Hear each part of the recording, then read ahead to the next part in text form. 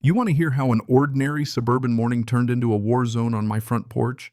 Because I swear, if I'd pulled in 5 minutes later, I might be telling this story from a hospital bed or, God forbid, a jail cell.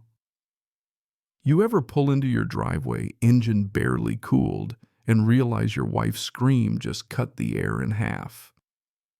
That's where it starts for me. Two HOA enforcement officers in dollar store uniforms waving clipboards like they're holy relics, demanding $5,000 for violations nobody's ever heard of. My wife Anna, a nurse smarter than me on her best day, steps outside, questions their badge numbers, and one of them actually slaps her right there on the steps. I mean, he really hauls off. That slap, biggest mistake of their lives. See? I've got 10 years in military intelligence packed under my belt. That part of my brain I hoped I'd never need again. Well, it took over before I could blink. 30 seconds later, both those guys are writhing on the concrete, one clutching his jaw, the other leaking blood onto my porch, sirens already echoing off the mailbox. But here's the twist that'll keep you up at night. It wasn't some random scam. The people who sent them had been planning for weeks, targeting us military families, folks who trust authority, follow rules because they thought we'd be easy marks. They thought wrong. But let me back up a sec because you need the whole picture. This all started 3 hours before that slap with a jittery call from Diane Foster, supposedly our HOA assistant. Anna gets this email, bad grammar fonts, fighting with each other, and an official PDF full of typos. Urgent compliance audit, it says. New vendor system. She forwards it to me while I'm on back-to-back Zoom calls at work. Even scrolling through it on my phone, I could tell it was off wrong area code, the president's name, misspelled addresses that don't match. Anna doesn't let things slide. While I'm still crawling through traffic home, she's calling the real HOA.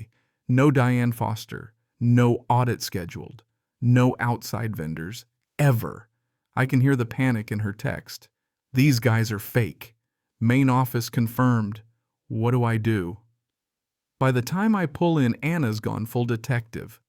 And there they are, Marcus and Tony measuring our fence with a tape so cheap you could win it at a carnival.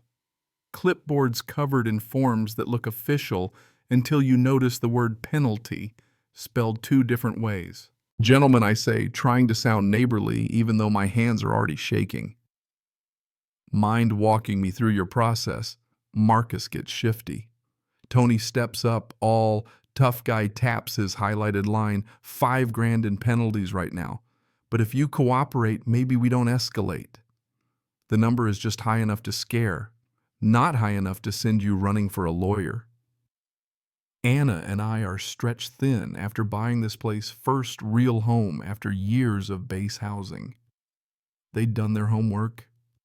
They knew how much pressure $5,000 would put on us, but I start grilling them, and their story falls apart. Pages contradict each other. Dates don't match. Reference codes switch mid-form. I keep my finger under the signature line and watch them sweat. Anna steps out with a folder full of screenshots, her jaw set in that way that says, "Game over." Your Diane Foster email was created yesterday. The domains behind a proxy phone number's dead. I talked to the real HOA president. They've never heard of any of this. Now the fakes get nervous. They try to bluster their way out, promise to review the case. After they finally leave, I grab footage off our neighbor Bob's Ring doorbell, and what I see nearly makes me drop my phone. Marcus and Tony didn't just wander into our street looking for easy pickings. They've been watching us for 3 weeks, mapping our routines, snapping photos at odd hours, even logging when we left for work and when Anna's sister visited. This was a planned, targeted hit. Next morning, they're back, thicker folders, meaner faces. Zero patience. You're now a priority case. $8, $700 due in 48 hours. Or we start liens and seize the property. Now they're close enough to see the sweat beading on Tony's neck. Anna doesn't flinch. I spoke to the board president. You have no authority. This is a scam and I have proof. And that's when Tony loses it. Your wife thinks she's smart. He grabs for Anna's phone. She jerks back and he slaps her so hard her head hits the door frame. That sound, I'll never forget it. Next thing I'm through the doorway, military training running the show. I wrench Tony's wrist, drop him with an elbow spin on Marcus, break his jaw with a punch I'll feel in my shoulder for a month. Anna's bleeding. Bob, God bless him, catches the whole thing on video. Cops show up, guns drawn, everyone yelling. But Anna's recording and Bob's footage makes it crystal clear who started it. Paramedics haul Marcus and Tony off to the hospital. But while they're patching up, Tony's wallet falls open, spilling fake badges, IDs with stolen names, real police from other states. We're not just dealing with wannabe thugs. These guys are connected, access to law enforcement databases, official systems, maybe even criminal networks. A receipt in Tony's wallet leads us to a uniform shop in a rundown strip mall. Betty Carter, the owner, turns white as a sheet when she sees us. She'd sold them bulk compliance gear badges, patches, all paid with untraceable cards. They threatened my license, she whispers, shoving a folder across the counter, payment receipts, photos, lists of other orders for different neighborhoods. We start connecting dots. At a convenience store where one prepaid card was bought, the manager lets us check security footage. There's a man 40-ish confident buying cards with cash. Jake Morgan runs a consulting firm.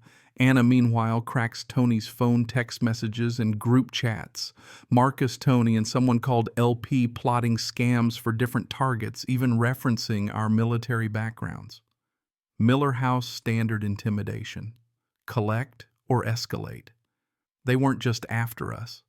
They were running this in 6 neighborhoods with uniforms for every kind of official building inspector, fire safety, you name it. And get this, Jake Morgan's Community Solutions LLC has a legit website, fake reviews, even city business licenses. But the address, just a P.O. box. I call in a favor, military buddies help me dig. That box is registered to someone I trusted. Someone with keys to our whole life.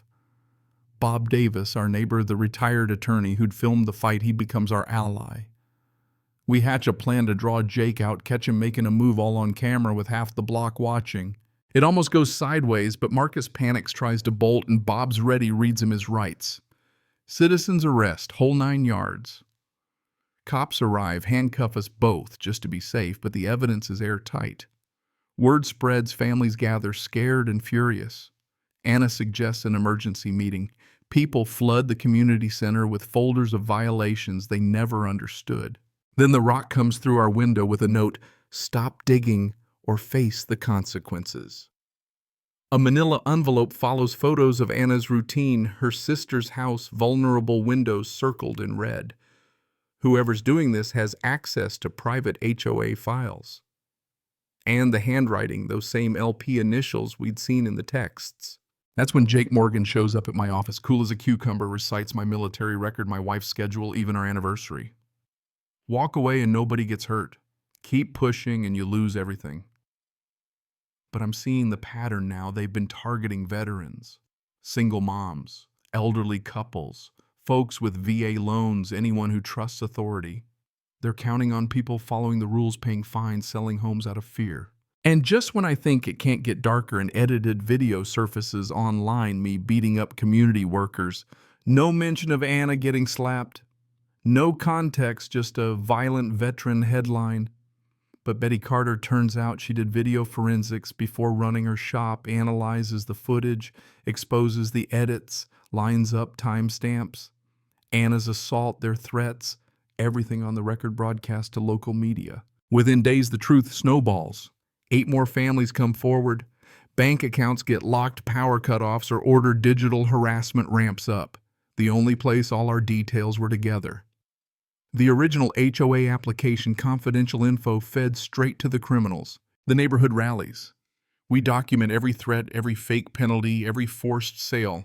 Tom and Linda Wilson lost 30 grand selling under pressure. The Martinez family, Carlos's wife, in the hospital after heart attacks triggered by stress. Jennifer Johnson, single mom, nearly loses her kids to CPS because of fake substandard housing reports. Betty covers the back wall with pay stubs, overdue, notices the whole ugly money trail. Anna, combing our old HOA welcome packet, finds a note, "Welcome to the neighborhood. LP. Same handwriting as the threats." And then the final bombshell text from Jake's phone sent directly to Leah Parker, our HOA president, initials LP, giving orders targeting veterans, even singling out the Martinez couple push harder on utility threats. She can't handle stress. When confronted at the emergency meeting, 60 angry neighbors packed in Leah Crumbles, claim she was threatened, but the bank records don't lie. 30 grand in transfers from Jake Morgan's business. 4 houses bought under market violations, cleared homes, flipped for profit. She wasn't just in on it, she ran it using her role to pick targets, weaponizing trust. Neighbors explode. You played with my kids. Sat at my table. Sobs. Jennifer Johnson. Carlos, shaking with anger. You brought flowers to my wife in the hospital while you were killing her with stress. Bob Davis calls for her resignation on the spot, or the police get called. She leaves, but not before hinting at deeper rot. Check your city permits, your property records. This network goes deeper than you know. Within days, the DA charges Leah, Jake, and the rest with wire fraud, extortion, conspiracy. The neighborhood flips new HOA board transparent finances victim fund from seized assets. Anna heals. The new board launches ID protocols, no more officials without paperwork you can check with City Hall. Cops haul away rental enforcement cars. The DA holds up a stack of unused gift cards on TV. This is how you launder fear. Not anymore. 18 months later, Jake gets 7 years, Leah gets 5, ordered to pay back every stolen dollar. Our neighborhood stronger, safer, finally proud of what we built together. I watch new families move in, see old ones reclaim their peace, and I know we did something rare. We fought back and won. But sometimes late at night, I wonder how many other neighborhoods are still under attack from the people they trust most. So tell me, if this happened where you live, would you fight back or play by the rules?